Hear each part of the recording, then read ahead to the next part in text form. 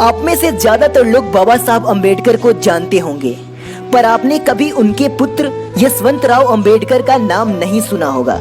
इसका कारण यही है कि यशवंतराव ने स्वयं को बहुजन आंदोलन से अलग रखा। वो अपने पिता से खिन्न थे और घर में पिता पुत्र के बीच बहुत ही विवाद होते थे।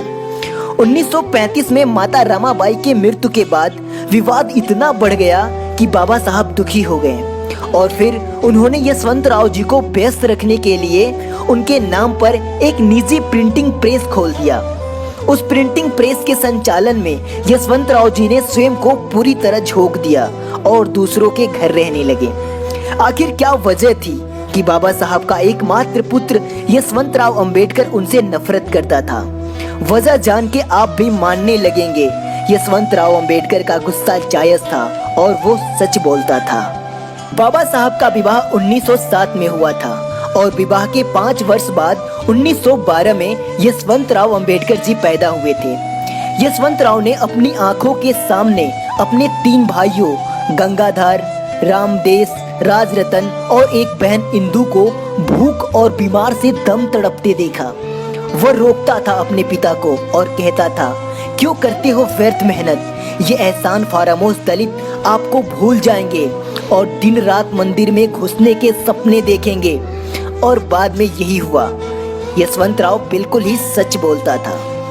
यशवंतराव ने देखा कि उनके भाई राजरतन की लाश को शमशान ले जाने की जगह उनके पिता दलितों के लिए बनाए गए साइमन कमीशन की मीटिंग अटेंड करने चले गए। राजरतन की लाश को शमशान उनके चाचा और दूसरे लोग ले गए। यशवंतराव ने देखा कि उनके भाई राजरतन की लाश को ढकने के कफन के लिए उनके पास पैसे नहीं था। उन्होंने देखा कि उनकी माता ने अपनी साड़ी का एक छोटा टुकड़ा फाड़ के कफन की व्यवस्था की। वह कोसते थे अपने पिता को और कहते थे कि इन एहसान फरामोश दलितों की भलाई के लिए क्यों तुम मेरी माता को रुला रहे हो? ये एहसान फरामोश दलित आपको भूल जाएंगे। यशवंतराव ने अपनी आंखों से देखा कि उनके पिता तो स्कॉलरशिप पे कोलंबिया में पढ़ रहे हैं और मुंबई जैसे बड़े शहर में अपना खर्च चलाने के लिए उनकी माता गोबर के उपले बना बना के बेचती हैं। उसने देखा कि उनकी माँ अपने बच्चों के इलाज के लिए अपने रिश्तेदारों से बार बार वित्तीय सहायता हेतु विनती करती है और रिश्तेदार इधर उधर किए बहाने बना के टाल देते। वो कोसता था अपने पिता को और कहता था कि इन एहसान फरामोश दलितों के लिए क्यों अपने परिवारजनों को दुखी कर रहे हो? ये एहसान फरामोश दलित आपको भूल जाएंगे और एक दिन देवी देवताओं के भजन गाएंगे। और बात बिल्कुल सही हुई, क्योंकि यशवंतराव सच बोलता था। यशवंतराव ने अपनी आंखों से अपनी माता रमाबाई को सन 1935 में भूख और बीमारी से दम तड़पते देखा। इन सब अनुभवों ने छोटी उम्र में ही यशवंतराव को दुनिया की कड़ी हकीकत से वाकिफ करा दिया। वो जानता था कि बाबा साहब चाहें अपनी जान निछावर कर दे दलितों के उत्थान के लिए, लेकिन ये एहसान फरामोश दलित कभी भी उनका बलिदान ना समझेंगे।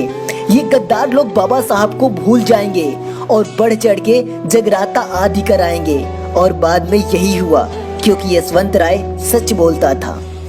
यशवंतराव जानता था कि यह दलित बाबा साहब की जयंती में 10 रुपए का चंदा देने से नाक सिकुड़ेंगे और मंदिर बनवाने के लिए 5,000 10,000 रुपए आसानी से दे देंगे।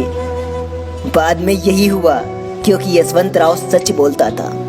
यशवंतराव जानता था कि जब किसी शहर में बाबा साहब की जयंती मनाई जाएगी तो शहर के 20-30 हजार दलितों में से केवल 100-150 लोग इस जयंती मनाने आएंगे, ताकि उन्हें कोई महार चमार भंगी ना समझ बैठे। और बाद में यही हुआ, क्योंकि यशवंतराव सच बोलता था। यशवंतराव जानता था कि आरक्षण का फायदा उठा के यही दलित लोग सबसे पहले अपने लिए गाड़ी बंगले का इंतजाम करेंगे, दूसरे दलित भाइयों की परछाई से भी दूर रहेंगे। एक बंगला बन जाने के बाद दूसरे बंगले का इंतजाम करेंगे और दूसरा बंगला बन जाने के बाद तीसरे बंगले का इंतजाम करेंगे। और बाद में यही हुआ, क्योंकि यशवंतराव सच बोलता